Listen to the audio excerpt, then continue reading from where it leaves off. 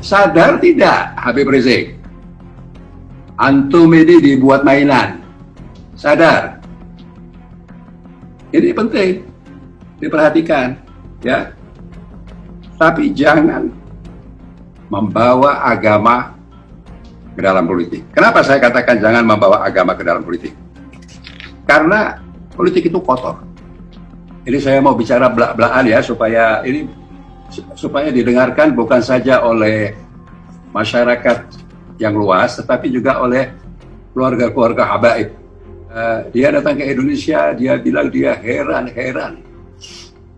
Ini habaib di Indonesia ini sebagian besar tidak punya ilmu, tapi kok dihormati luar biasa.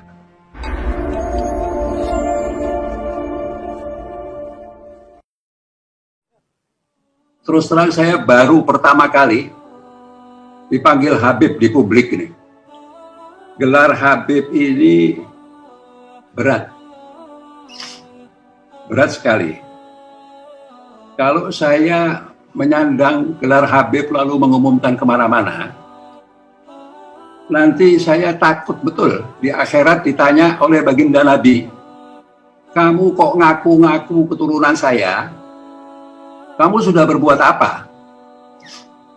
Nanti malu saya sama baginda Nabi.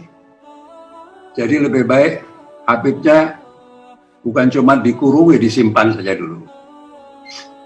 Itu pernah ada seorang alim terkenal pernah datang ke Indonesia, Al-Habib Abdul Qadir bin Ahmad As-Segaf. Dia datang ke Indonesia, dia bilang dia heran. Ini habaib di Indonesia ini sebagian besar tidak punya ilmu, tapi kok dihormati luar biasa oleh masyarakat Indonesia. Andai kata mereka punya ilmu, barangkali diangkat tidak boleh menginjak bumi. Terus diangkat terus. Jangan sampai menginjak tanah. Nah, bagaimana mengawal habaib ini? Karena para habaib ini sebagian besar mengklaim mereka lah yang akan mengawal kita, kira-kira begitulah, ya.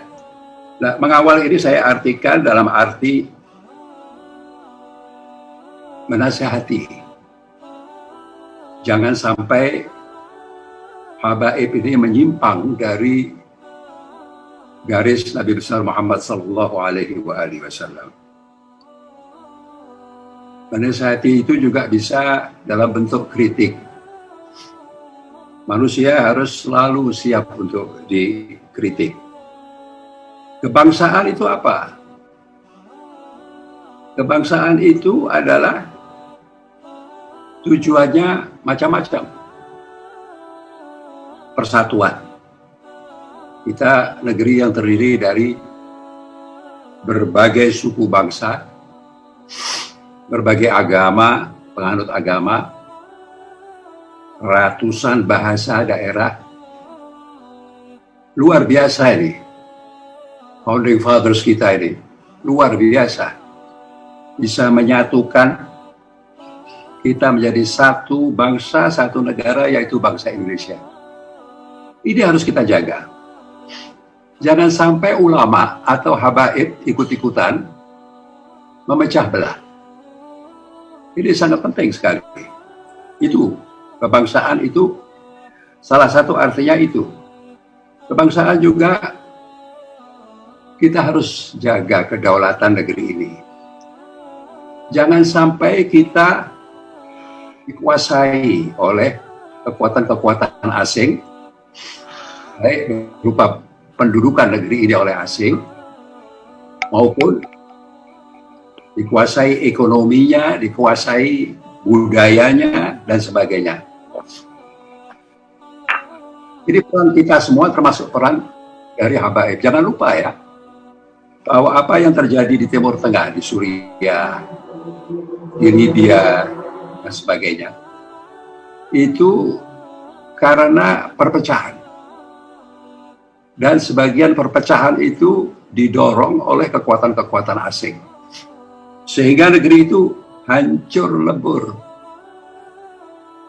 Kita lihat Libya sekarang, itu di zamannya, saya tidak mendukung Gaddafi ya, di zamannya Gaddafi tidak ada kelaparan, sekolah gratis, orang sakit, rumah sakit tidak bayar, infrastrukturnya baik. Coba Anda sekarang ke Libya sana, hancur lebur. Suriah dihancurkan, Yaman apalagi kita sudah nggak mau bicara. Nah itu kalau habaib mau berperan, perhatikan itu.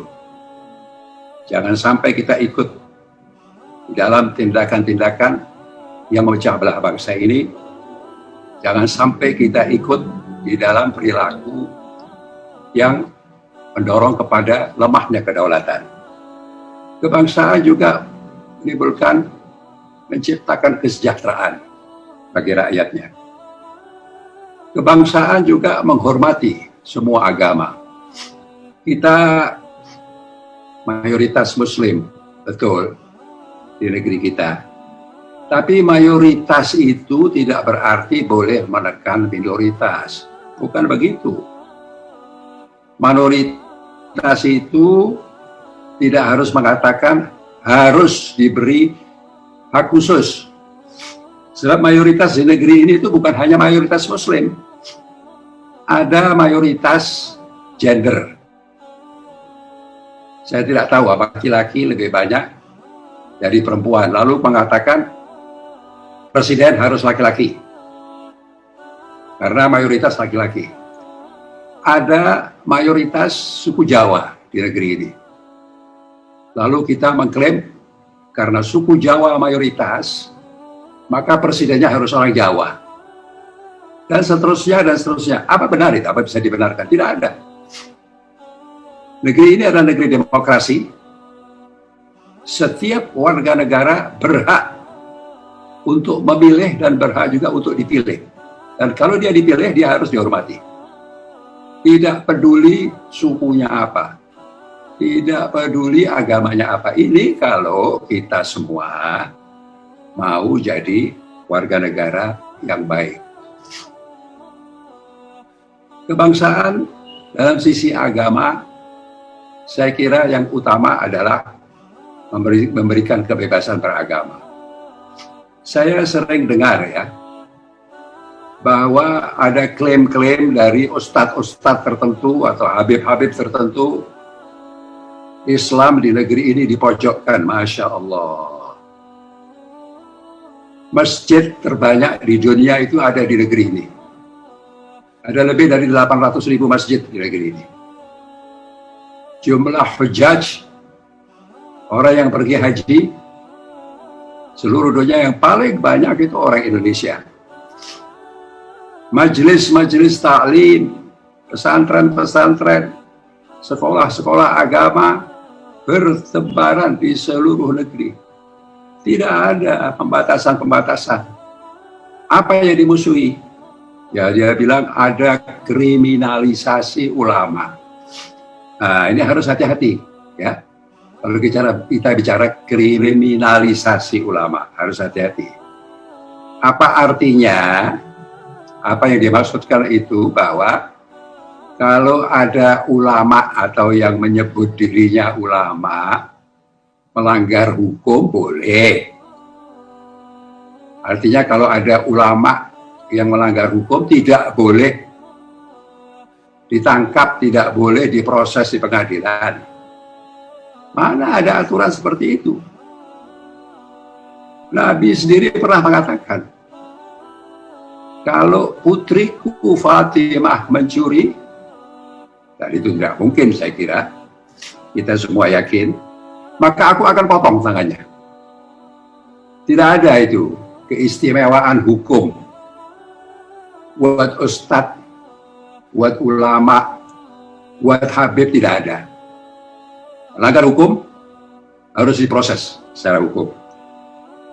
Kriminalisasi ulama itu istilah politik itu istilah politik. Kalau ada penegakan hukum yang tidak adil, kita ajukan ada lembaga-lembaga. kita ajukan ke lembaga-lembaga yang bisa meluruskan itu semua. Nah, sekarang saya mau tanya, kalau Front Pembela Islam yang dipimpin oleh Habib Rizik, ya kita terbuka sajalah. Andai Front Pembela Islam yang dipimpin oleh Habib Rizik itu mengatakan bahwa mereka berjuang untuk kebangsaan, ya kan? Harusnya namanya diganti dong, FPK, Front Pembela Kebangsaan, bukan Front Pembela Islam. Yang mau dibela Islamnya itu yang mana? Ya saya katakan tadi itu, Islam di Indonesia ini luar biasa, lebih daripada kebebasan yang diberikan di mana-mana. Andai kata, saya ingin tanya juga ya, FPI ini katanya berjuang untuk melawan kezaliman, melawan ketidakadilan. Kok saya nggak pernah lihat ya, FPI demo memperjuangkan orang miskin di kota. Kapan itu? Kapan FPI pernah demo memperjuangkan buruh? Kapan itu? Kapan FPI pernah demo anti korupsi? Kapan itu? Kegiatan-kegiatan yang sering kita dengar di mata kita itu sweeping. Sweeping miras, minuman keras, sweeping hotel-hotel, semacam itu. Dan kalau FPI mau masuk ke dalam bidang politik, tidak dilarang untuk bikin partai politik. Bikin saja partai politik. Sekalian bikin PPI, Partai Pembela Islam. Boleh. Ada prosedurnya, ada syarat-syaratnya. Tapi jangan membawa agama ke dalam politik. Kenapa saya katakan jangan membawa agama ke dalam politik? Karena politik itu kotor. Jangan naif lah, ya, jangan naif. Saya mau bicara terbuka lah, supaya semua orang tahu, dan mudah-mudahan para pendukung Habib Rizik juga tahu, dan mudah-mudahan sampai juga ke Habib Rizik, mudah-mudahan. Saya ingin kasih tahu ya, ini ustadz-ustadz, Habib-Habib, dan lain sebagainya itu, sadar tidak bahwa politisi yang mengelilingi Habib-Habib ini, itu bawa kalkulator, berhitung. Kenapa mereka mendekati Habib, mendekati ulama, mendekati ustadz? Karena mereka tahu banyak pengikutnya, banyak penganutnya. Dan buat politisi, yang dihitung itu suara. Nah, nanti satu saat, begitu mereka berhasil ditinggal. Mau contoh ditinggal? Kan sudah jelas, ya kan? Contoh ditinggal. Pilpres yang lalu, ditinggal nggak Habib Rizik? Ditinggal kan? Tinggal, Pak. Ya kan, sudah nggak berguna, nggak bermanfaat, ditinggal. Walaupun ya partainya itu masih main dua kaki. Mereka berpikir nanti 2024 jangan sampai kehilangan suara pendukungnya Habib Rizik ini, jadi taruh Fadlizon di situ. Yang satu jadi menteri pendukung Jokowi, yang satu Fadlizon membela Habib Rizik. Sadar tidak Habib Rizik? Antum ini dibuat mainan. Sadar? Ini penting diperhatikan, ya.